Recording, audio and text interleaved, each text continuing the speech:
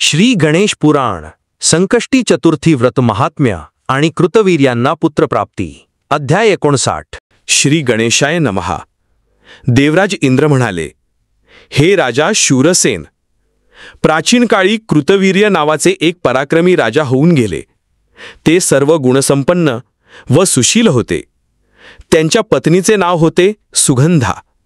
त्या प्रेमळ स्वभावाच्या आणि पतिव्रता होत्या। त्या राजांना यश, कीर्ती, ऐश्वर्य यापैकी कसलीही कमतरता नव्हती, पण संतती नसल्यामुळे ती दोघे नेहमी दुःखी असत। संतती प्राप्तीसाठी त्यांनी अनेक उपचार केले, व्रतवैकल्यादी उपाय केले, पण उपयोग झाला नाही। पुढे राजा कृतवीर्यांना सुखोपभोगातही रुची राहिली नाही। कंटाळलेल्या त्या भूपतींनी राज्याची धुरा प्रधानांकडे सोपवली आणि सुगंधा राणींना बरोबर घेऊन ते अरण्यात निघून गेले। ती दोघे राजा राणी वायुभक्षण करून आणि झाडावरची गळून पडलेली पाने खाऊन दृढतेने तपश्चर्या करू लागली। त्यामुळे त्यांची शरीरे सुकून गेली आणि ती दोघे मरणासन्न दिसू लागली।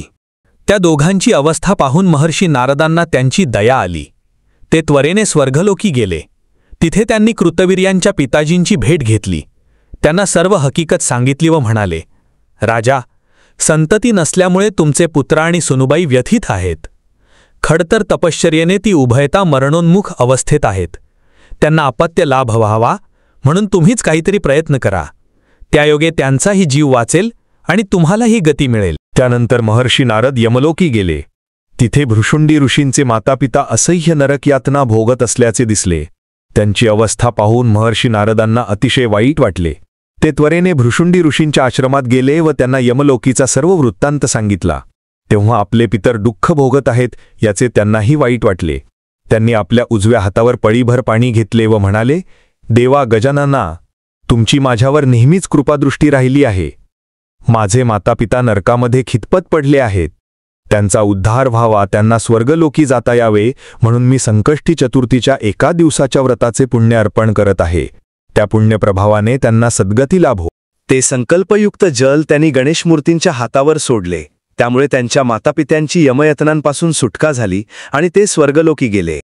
हे राजा, आता मी तुम्हाला कृतवीर्यांच्या पिताजींचा वृत्तांत सांगतो। महर्षी नारदांकडून आपल्या पुत्रांचा व सुनबाईंचा वृत्तांत ऐकून त्यांचे काळीज गलगलले।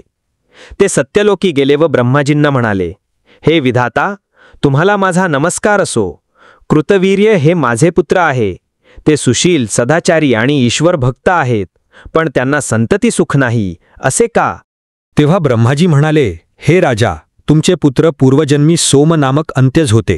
ते वाटमाऱ्या करून, लोकांना लुबाडून व प्रसंगी हत्या करून आपल्या कुटुंबाचे पालनपोषण करत असत। एके दिवशी त्यांनी 12 ब्राह्मणांना ठार केले। त्या ब्राह्मणांची सर्व मौल्यवान चीजवस्तू लुबाडून त्या ब्राह्मणांची प्रेते एका गुहेत लपवून ठेवली। त्या दिवशी माघ कृष्णा चतुर्थी होती आणि त्या दिवशी त्यांनी काहीही खाल्ले नव्हते। रात्री चंद्रोदयाच्या सुमारास लुटलेले धन घेऊन ते लपत छपत घरी आले। त्यांनी आपले पुत्र गणेश यांना हाका मारून दरवाजा उघडण्यास सांगितले। घरी आल्यावर त्यांनी चंद्रोदयानंतर स्नान करून परिवारासह भोजन केले। हे राजा, अशा प्रकारे माघातील संकष्टी चतुर्थीच्या दिवशी त्या अंतेजांकडून न कळत उपोषण, श्री गजाननांचे नामस्मरण व चंद्रोदयानंतर भोजन हे सगळे व्रताचरण घडले। त्या पुण्यप्रभावाने या जन्मी ते राजकुळात जन्माला आले।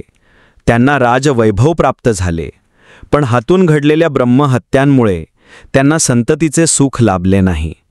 म्हणून त्यांनी संकष्टी चतुर्थीचे व्रताचरण करावे। या व्रतलोपी गणेश सेवेने त्यांच्या पूर्वपातकांचा नाश होऊन त्यांना संततीचा लाभ होईल। ते ऐकून कृतवीर्यांच्या पिताजींना परमानंद झाला। त्यांनी ब्रह्माजींकडून संकष्टी चतुर्थी व्रताचा विधी काय आहे, गणेश पूजन कसे करावे, दुर्वांचे महात्म्य काय आहे, अंगारकी चतुर्थीचे महत्त्व आणि महात्म्य काय आहे, या सर्व गोष्टी विनयपूर्वक जाणून घेतल्या। मग कृतवीर्यांच्या स्वप्नात जाऊन कृतवीर्यांना संकष्टी चतुर्थीचं व्रत करायला सांगितले। आपल्या वडिलांच्या आज्ञेनुसार कृतवीर्यांनी त्या व्रताचे मनोभावे आचरण केले। त्या व्रतपुण्याईने श्री गणपतीची कृपा होऊन त्यांना एक पराक्रमी पुत्र झाले। श्री गणेश पुराण अध्याय 59 समाप्त। व्हिडिओ आवडल्यास व्हिडिओला लाईक, शेअर, कमेंट आणि सबस्क्राईब करा। शेजारील बेल आयकॉनचे बटन प्रेस करा म्हणजे तुम्हाला माझ्या व्हिडिओचे सर्व नोटिफिकेशन मिळेल। व्हिडिओ बघितल्याबद्दल धन्यवाद.